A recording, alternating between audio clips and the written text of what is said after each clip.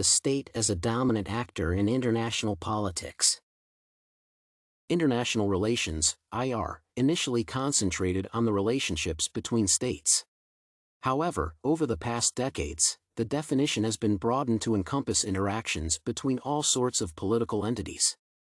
Additionally, other entities such as multinational corporations, international organizations, citizens, and societies have been involved in IR. They cover an array of issues that arise from the connection of people to the old and modern forces of security, ideologies and beliefs, conflict resolutions, the economy, climate change and the environment as a whole, and poverty.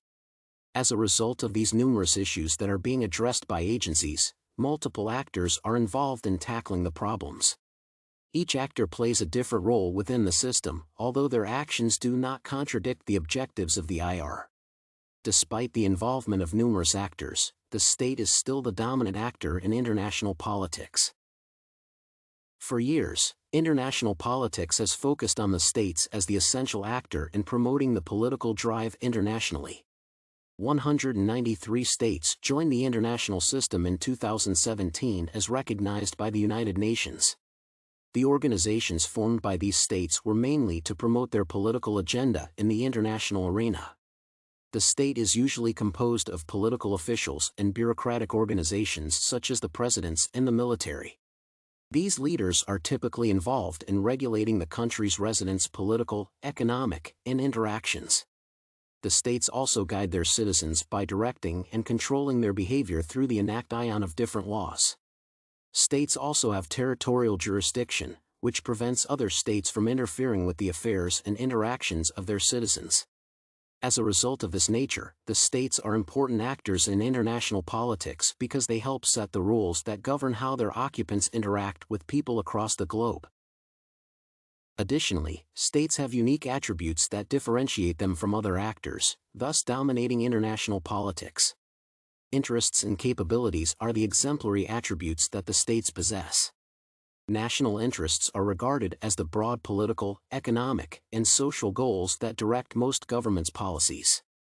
The leadership of the state stipulates the nation's interests according to internal and external pressures. For example, during the Cold War period, the U.S. concentrated on reducing the power expansion of the Soviet influence across the world. Therefore, using an internal factor can be realized when politicians from a different party replace the government. For instance, the former President of the United States, Donald Trump, defined the interest of the U.S. relative to Russia in a cooperative term than his predecessor, Barack Obama.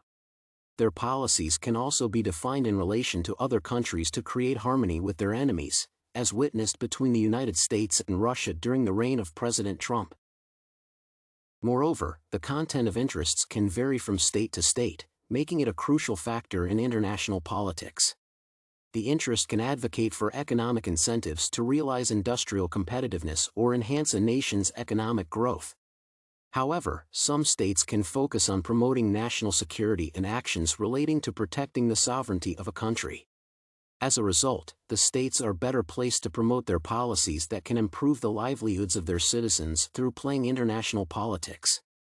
For example, the United States has consistently advocated for democracy across the world for several years by promoting its foreign policy. However, its current economic rival, China, has continuously offered its support for sovereignty and non-interference in political affairs.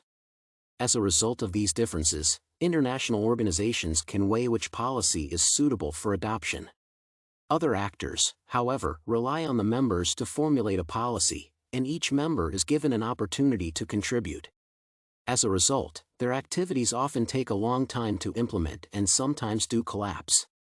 Therefore, this aspect makes the state of being the dominant actor in international politics. Also, the states have a unique capability that enables them to drive the international political agenda success. Actors often require the military to achieve their goals by negotiating situations with others. However, this unique feature lacks other actors, and only the state can organize and recruit the army. Military strength can be used as a pressurizing factor to compel other nations to comply with political demands. This is usually done by making a damaging threat to the opposing countries for non-compliance. For instance, this strategy was mainly used during the Cold War when the US used its military power and nuclear weapons to warn the Soviet Union from attacking West Germany.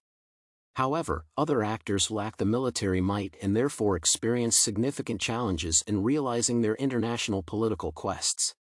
For example, terrorist groups can aspire to capture and overthrow the US government and seize its current territory. However, this is only possible if such groups possess the military power to defeat the military forces that defend the US. Moreover, other actors that can drive international politics also rely on the military offered by nations with strong defense forces. For example, the United Nations is an international body that can easily promote international politics. However, the organization does not have a military of its own, and therefore it relies on other nations to offer military support. As a result, it has to streamline its policies to match those states providing military support. Through this reliance, the states that have powerful military and police can force international organizations to heed their interests, and this compromises their independence. Although it can be viewed that the international organization is acting independently, its actions are indirectly dictated by the states. This, therefore, makes the state an essential actor in global politics because other actors can form no decision without considering the interests of the states. In conclusion, although many actors have been realized in international relations over the past few decades, the state is still the dominant actor in international politics. This is mainly because it is composed of political leaders such as presidents and prime ministers. It also has bureaucratic agencies such as the military that help in imposing a political ideology on their states. Additionally, the content of the interests of different nations makes the state an important actor in international politics because it enables each country to evaluate its policies before engaging in international politics.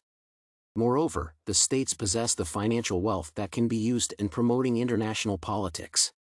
Therefore, in regard to other actors, the state still dominates international politics and will continue to do so.